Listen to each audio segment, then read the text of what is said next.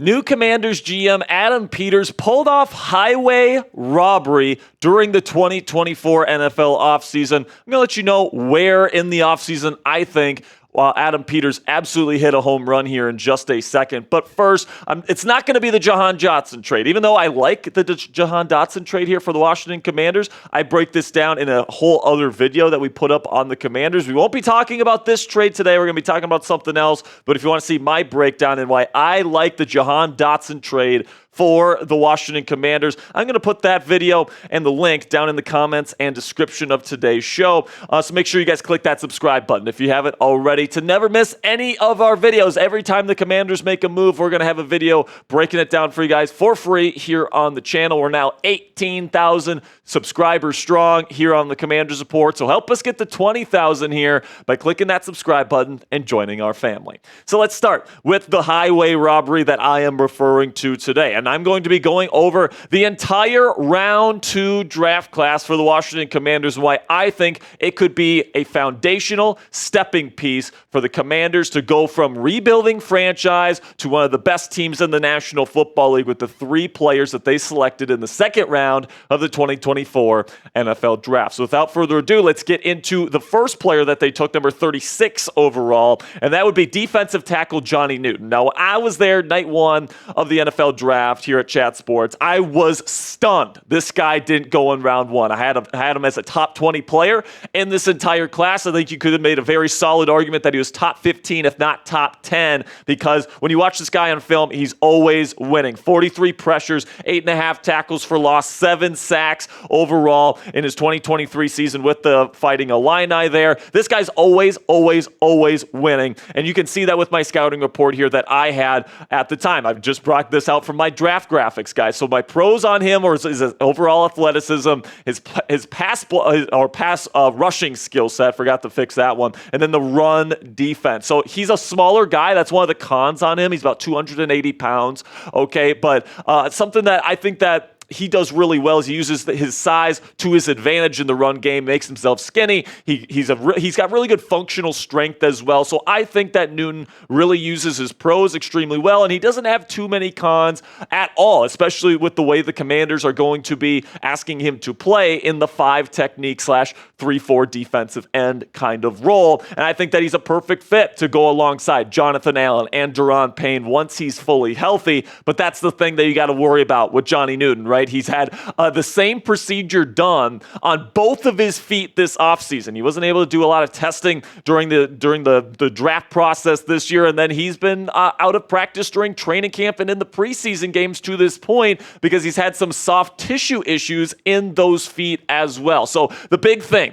for Johnny Newton is staying on the field. But if he stays on the field, guys, this guy is going to be an absolute menace out there. His ability to win with finesse, to win with power, to win even with speed when asked to do it. This guy's super athletic. I think his hand fighting ability, which is really the most important tool in an interior pass rusher's skill set, is unbelievable, okay? So I really do think Johnny Newton is going to be a foundational piece of the future of this Dan Quinn, Joe Witt Jr. defense, and I can't wait to see what he looks like once he gets back to full strength. So predict it for me down there in the comments section. Will Johnny Newton make a Pro Bowl in his first 3 years in the National Football League? Give me a yes or a no for today's pinned comment. YouTube's going to throw an ad break here in just a couple of seconds, and when that happens, take advantage of that time by giving me a yes or a no.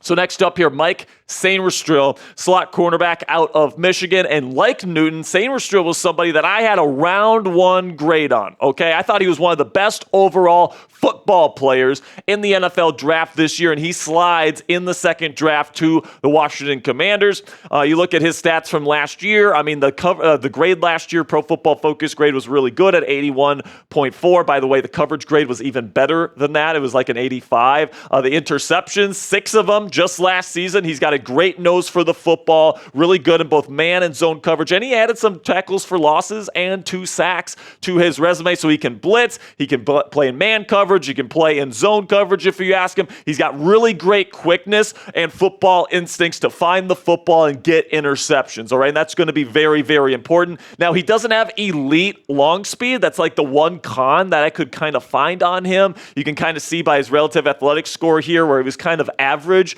in the 40-yard dash kind of department, but the short area quickness is elite with that 1.51 10-yard split, just a 4.47 40-yard dash, but you don't have to have insane long speed to be a slot defender in the National Football League. With Sainristil's ability to play with great instincts, good ball skills too, by the way. I just think that his ability to do everything that you want a slot cornerback to do in the National Football League means he is immediately translatable to an NFL defense, and I think that he's got exactly the type of skill set to be a slot cornerback and be a top 5 slot cornerback in this league day one in the National Football League. He's been lighting it up at Commanders training camp practices and in the preseason games. He looks extremely solid. I think that this guy is going to be one of the better rookie defenders in the NFL from the word go. Now, before I get into Ben Sinnott here, the tight end out of Kansas State, I want to have a little bit of a word from our sponsor here at Game Time, which is the fastest and easiest way to buy tickets for all the sports, music, comedy, and theater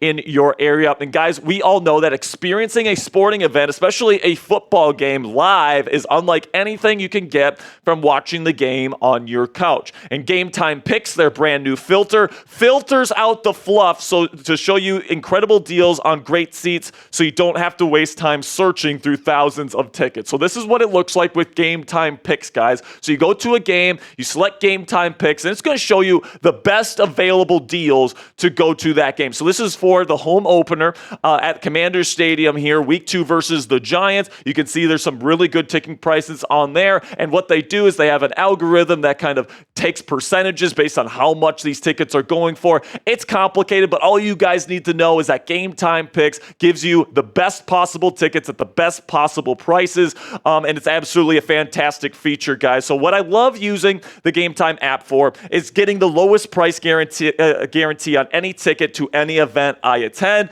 I can also get all-in pricing so I don't get slapped with crazy fees at checkout. I hate having that happen, guys. I hate when it's a super low price and then all of a sudden they slap a $70 fee on you. It's absolutely terrible. And also flash deals so you can get even cheaper tickets the closer you wait to the event. So you can take the guesswork out of buying your tickets today with Game Time. Download the Game Time app, create an account, and use code CHATSPORTS. That's one word, all caps, CHATSPORTS for $20 off your first purchase. Terms apply. Again, create an account and redeem code CHATSPORTS. That's one word, all caps, CHATSPORTS for $20 off. Download Game Time today. What time is it?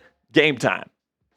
So now let's talk a little bit about Ben Sinnott, the tight end that the Commanders took here in the later part of the second round here. But I honestly think Ben Sinnott has an opportunity to be a really, really good player in the future and a foundational piece of Cliff Kingsbury's offense here in Washington. Take a look at his numbers from last year, an 82.0 PFF grade, really good grade for him.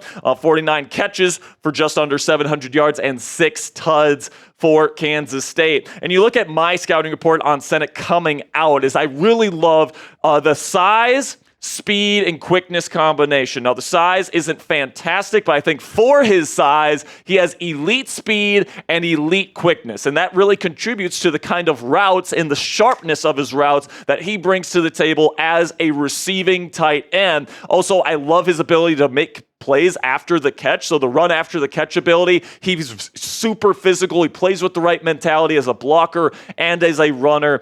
He does have short arms, which is the biggest con on him. So his catch radius is going to be a bit smaller than some other people. But if you have a quarterback that can put the ball on him, because of that size, speed, and quickness combination that he has, he's going to be a really, really good player, and he's going to be open a lot. And if you want to know how he compares to last year's best rookie tight end, Sam Laporta, his RAS, his relative athletic score, was even better than Laporta's, and it's super close to a 10. It was a 9.76. You can see all the green on the sign of Ben Sinnott there, everything with the 40-yard dash, the 10-yard split. All of that is what you want to see, and then you look at the agility drills shuttles, okay? The shuttle and the three cone, both elite for the tight end position. So when I look at what Ben Sinnott brings to the table here, he could be a matchup nightmare for safeties, linebackers, and the like. He runs super sharp routes, doesn't have the longest arms in the world. So, you are going to have a quarterback that can put the ball on him. He might not be a 50-50 ball type of tight end, but you got a guy like Jayden Daniels, who I think throws a really good and accurate football. I think he's a good mental processor and decision maker, so he knows when to get the football to Ben Sinnott, when he's open versus when he's not. I think that with a guy like this that can get open, and not only get open, but be a dangerous runner in open space, I think this guy could be one of the steals of the NFL draft this year and be a foundational piece of this offense in the years to come. So when you take these three picks, Johnny Newton, the defensive tackle, Mike Sainristil, the slot cornerback out of Michigan, and then Ben Sinnott, the tight end, I think Adam Peters hit a freaking home run with the second round of the draft this year. And by the way, if you include the first round, when you get Jayden Daniels, these first two rounds and these first four players that he ended up taking, I believe will be foundational pieces of this rebuild that this team has undertaken this offseason. You guys know, if you've watched the channel, that I think it's going to be maybe a foundational year this year, another rebuilding year. And the next offseason, they're going to load up on cap space. They're already loading up on draft picks,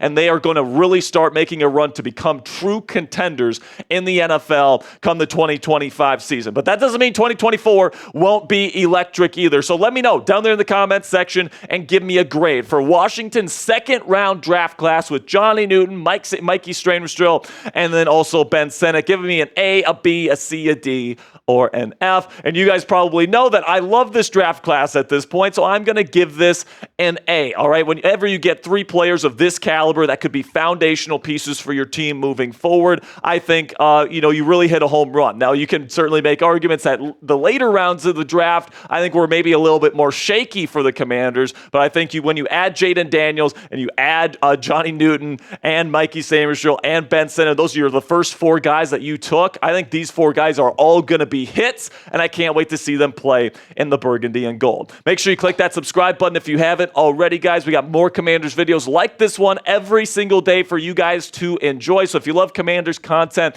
you want to stay up to date with everything surrounding this football team, make sure you click that subscribe button right now.